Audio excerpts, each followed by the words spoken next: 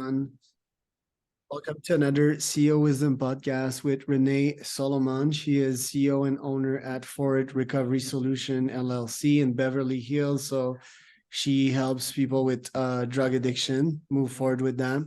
And her and I were talking about the recent event in Israel. Renee has been talking to many folks and families over the past few years, and this is causing some turmoil, obviously, and this conflict right now is affecting a lot of people. This world is divided, and I suspect sometimes it's because of social media that is kind of promoting left and right and white and black, and there's not anything in between. There's very few education, and just the most shocking things get promoted on top. That's kind of how algorithm operate nowadays. And talking about addiction, that's another form of addiction, but today we're gonna mostly stick around addictions in general, that maybe a bit of the state of the world, but mostly drug addictions, which is certainly certain that ruins a lot of lives. And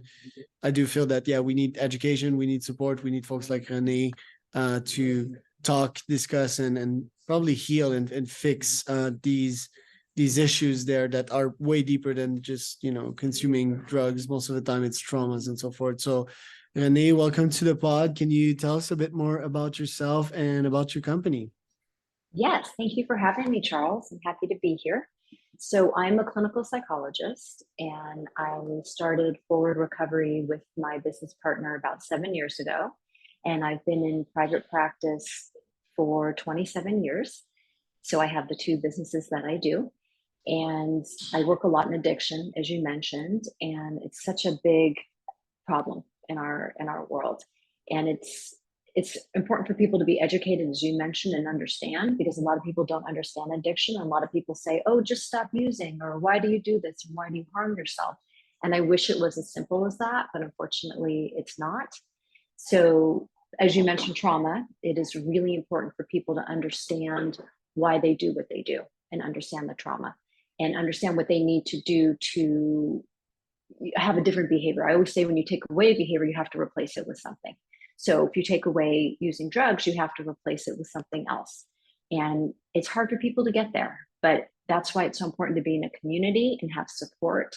And right now, as I mentioned, I'm in my treatment center, and next door we have a group going on, and we have all levels of care. So people start at detox, and then they do residential treatment, and then they do outpatient treatment. So it's having a community and support and understanding why we do what we do. That's a very, very broad overview, but yes, no, that's good. Your client base, Beverly Hills, right? So famous people, the son of or the daughters of the rich and famous, is that like at least 50% of it, or am I wrong in assuming this? It's a mix, because in my practice, yes, I would say it's more wealthier people. In the treatment center, no, because we take insurance, and we are a network with Anthem, and we get people from all over the country coming here. So it's not the wealthy coming to my treatment center.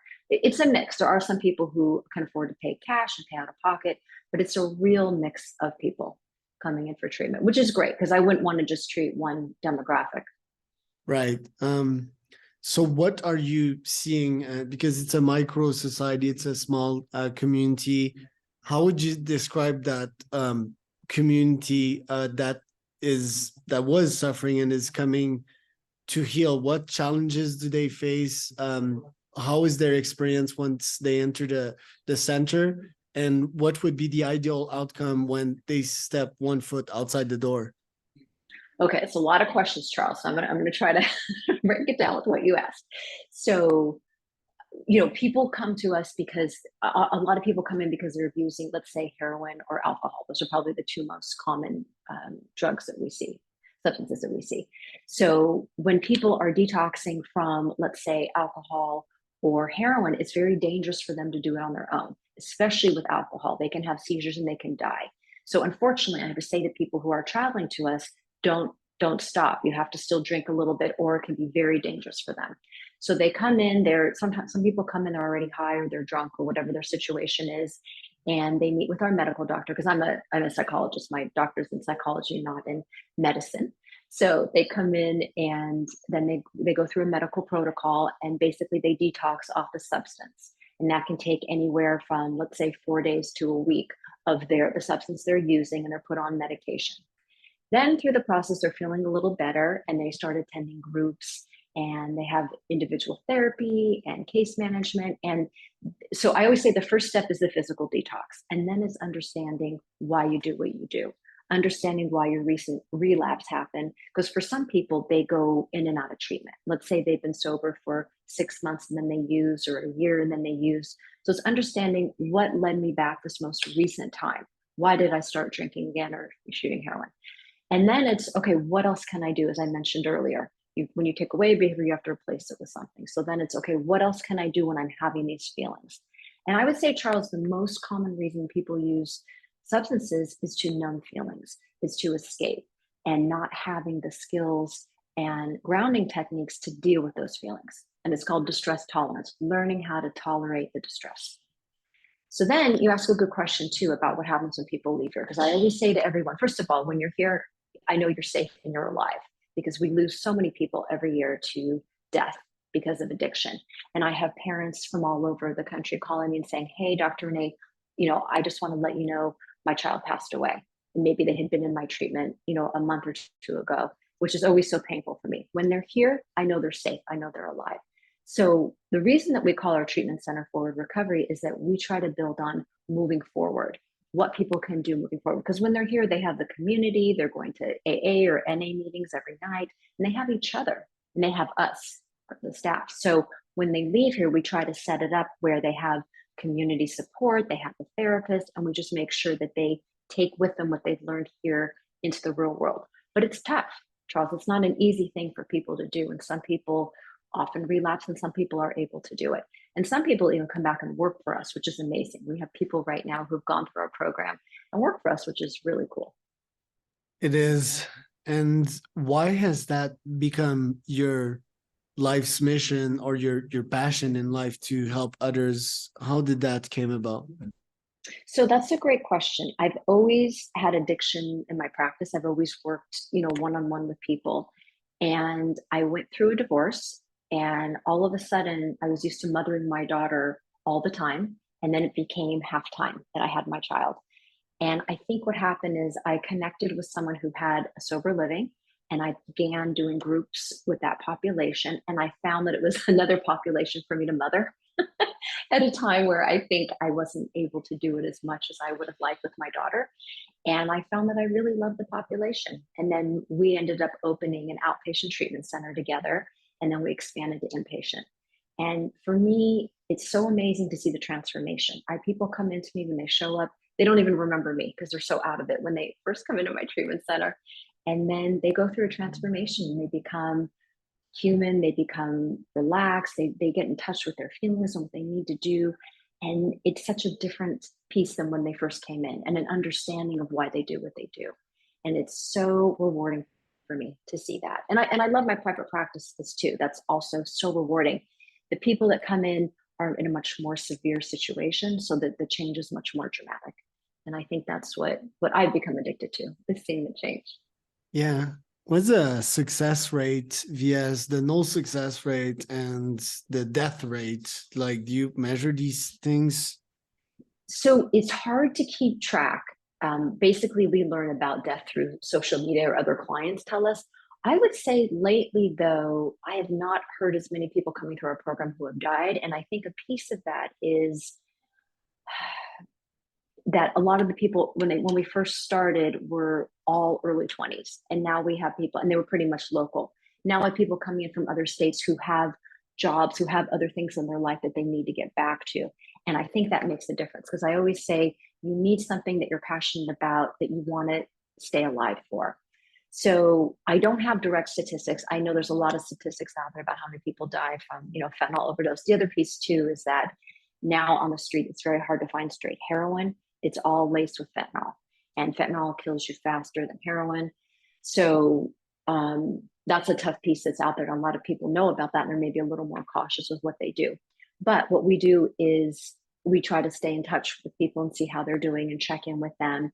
But I don't have a direct statistic. But also, if somebody stays sober for a year and doesn't touch heroin, or maybe just uses marijuana, even though that's a whole other topic. But to me, that's also success. If they're not using a life-threatening drug, to me, that's also successful. It is. And what kind of traumas do you usually see people come in, and how do you ease that pain? Because traumas, they never really fully go away. I mean, we've seen promising therapies with that, and we might want to talk about psilocybin and so forth to treat PTSD and so forth, which isn't the best to do typically in the drug rehabilitation context. But what do you see coming in, and how is that affiliated? Affiliated. Affiliated. Yeah, no. How is that being diminished once they leave your centers? What type of techniques do you use to alleviate, which was the word, these traumas and Yeah. these pains? So that's a great question. We see so many different types of trauma with people coming in. Oftentimes it's physical abuse, sexual abuse. Women who are on the street using drugs have more trauma when they are using drugs on the street and they get raped or they get robbed or beaten up. I mean, the trauma is just, it can be seeing your parent die in front of you from a drug overdose. It could be from losing a child. Some people have situations too where maybe they started on a painkiller unknowingly that they were going to get addicted. That's not really a trauma, but not being able to go off of it. So we see so many different things with people coming through the door. A lot of it is childhood trauma, though, I would say. And how we deal with it is through therapy sessions. And we use a lot of somatic therapies like EMDR, and then also helping people do certain types of therapies where they can separate from the trauma, where it's not so emotional. But another piece too, I always tell my therapists that work for me that you never want to open up something that you can't close. Because if somebody doesn't have the tools to deal with the trauma while they're here, it can get worse, and then they are going to go out and use. So we have to do things in increments, and sometimes really processing the deeper trauma happens when they do leave here. So what we do is we do connect them with therapy outside of here, because they're here typically anywhere from 30 to 90 days. And that's not always enough time to really delve into the deep trauma. You often see people leaving before it's time, and and do you consider that as a failure? They step out the door to go use again without telling you? I would say it's not a great thing, Charles. I don't like to say the word failure, but on some level, yes, it is, because it means that they weren't able to tolerate the negative feelings and negative distress long enough to, not have the desire to go and use. But it's, addiction is a forever disease. So it's not just about people get cured. And I get really nervous. There's a couple well-known treatment centers that say, we're going to cure addiction. And that frightens me, because you can't cure addiction. You can learn how to manage it. My business partner, who's been sober for 30 years, he has to still go to meetings. He still has to center himself. There's things he has to do. So to me, I hate to say the word failure, but you're right. It is a failure. And I think it's about people learning how to sit in the mess and sit in the horrible feelings and learn that it's temporary. I always say that feelings are like the weather. They will go away. So people are really depressed or anxious, that it will pass. However, there are also people who, when they're happy, they want to use. When they're sad, they want to use. It's also about association.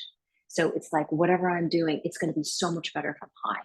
So part of what we do too is have people engage in activities sober. And some people have said to me they've never had sex sober. Not that we tell them to have sex here and do that. That's not what I'm saying. But it's just people don't necessarily have the experience of engaging activities sober. So we have people go on, outings and interact with each other and have barbecues and do things that they did in the past while they were high. Right. And how do you deal with that? Say that because there's group dynamics, right? So if the group sees that John just left, they're like, yeah, maybe I'll do it. And sometimes there's like this catastrophic domino effect you might observe. Like, how do you deal with that yourself psychologically? How do you keep a smile on your face and keep on being positive and go on with the day and crunch your goals? So it's very interesting because so many of our clients here, it's been their family that has seen them leave and go use. It's been their family that has seen them high or doing something bad. So when they see the client here, they think, oh wow, that's how my family feels. And I always make it a point to say, this is how your family feels. Because a lot of the clients will feel betrayed when a client leaves and doesn't stay through treatment. So there's a big piece of what we talk about of of learning how to um, understand, okay, this person left, but it's not about you and it's not about your sobriety, and you have your journey. So you're going to stay on your journey regardless of what everybody else does. Now, in terms of me personally, I do get upset and it is painful, but I've had to learn, especially being a psychologist, to compartmentalize and to continue on what I'm doing and understand and I have to have really strong support in my life so that I can deal with this. Otherwise, I think I wouldn't be able to get off the floor. But it's important what I do on my off time and having support in my life, because I have to be the strong one for everyone here. Because you also witness a lot of drama, and humans in suboptimal states can do animalish things, as we Yes. have seen in Hamas in Israel. Like, we're not dealing with humans, we're dealing with animals, quite literally sometimes. So Yes. how do you not make that become trauma for you, like with everything that you've witnessed? Well, and I've seen some very strange things, and I often think we should make a TV show out of this, because some things are hilarious. The things that we that we see that go on here. It's like, I guess that's a big piece of it, is having a sense of humor about it. That I have to laugh. I have to laugh when I have to have a discussion with a client that she was taking someone's shorts and shitting in them, and I had to tell her that she can't do that. I'm like, you have to either do that in your own shorts, or just don't take other clients' shorts and go to the bathroom in them. So to me, it's sort of funny that I have a doctorate degree, and that's what the conversations I have to have. Or I should have prepared some of these stories, because they are really ridiculous, some of them that have happened here. But it's a sense of humor, and like I said, even the camaraderie that happens with the staff, where we talk about things and laugh about things. And even with the clients, we all laugh with each other too. We take it very seriously. I'm not saying that, but the sense of humor is so important. And I always say I will not hire someone who doesn't have a sense of humor, because they will not fit in here at all. Make a book out of it and keep everyone anonymous. That could be Yes. a judoka form of dealing with that. And yeah, I very much see that you use humor. That's a good tip right there. Convert negative into positive. Some Yes. classic right there. Are you thinking to grow the business, have another house or facility in the next couple of years? What are your plans? Yes, so we're going to add some more inpatient beds. We're back in the process of doing that, and sometimes we talk about maybe expanding out of state. We just kind of have to see how it goes. I'm very much a California girl, so I don't see myself moving from LA, and my daughter's in Northern California. But my partner and I do talk about expanding and just whatever we can do to help more people. So yes, that's definitely on the forefront. Very cool. It was a very short podcast, but where can people find out more about you, Renee? So our website is forwardrecovery.com, and there's a lot of information about me on there as well. And I'm a practicing psychologist in Los Angeles. So just also looking at my name, Dr. Renee Solomon, is another way to find me.